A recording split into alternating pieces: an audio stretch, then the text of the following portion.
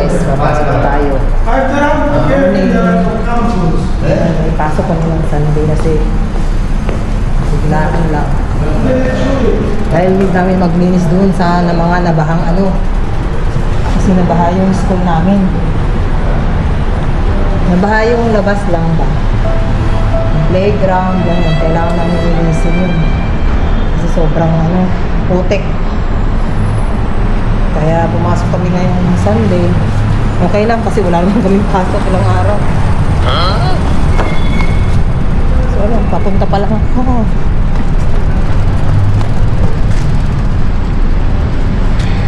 Actually, 9 o'clock yung pasok namin. Kaya ano, punta na tayo.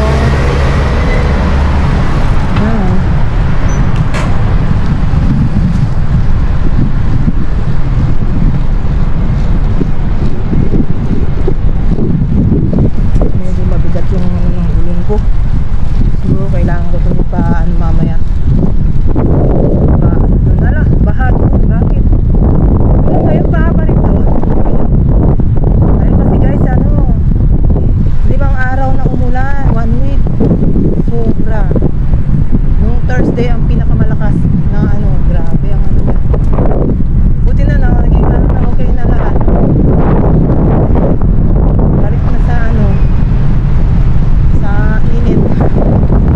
Summer na naman. Pero malamig pa rin. Ayan guys, oh, sobrang ano, lalim ng ano dito, tubig. Baha, kasi gawa nga nung ulan pa yan eh.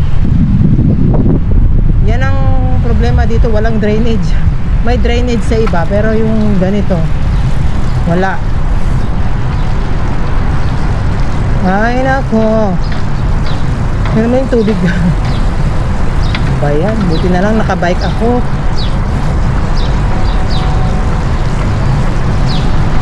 Sana wala ng tubig sa school din namin kasi ganyan yung mangyayari. Kaya kailangan namin maglinis doon.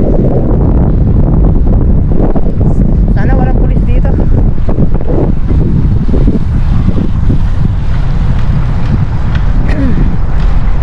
Alam niyo naman guys.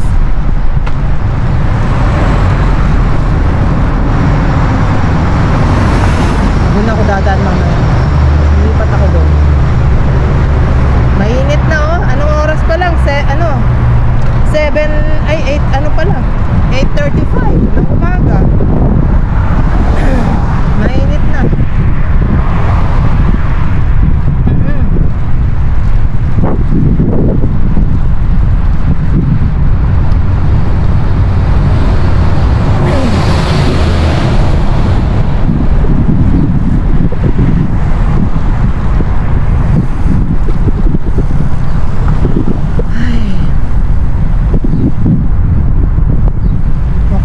Kesa nakatunga nga sa bahay, mas mahirap kasi walang exercise na. Yan ang sinasabi ko eh. Yan na ayaw ko ano yung bike ko eh. Kasi ano,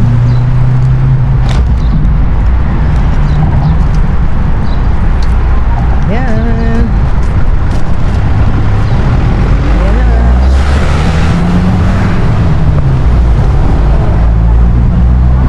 Wait na tayo.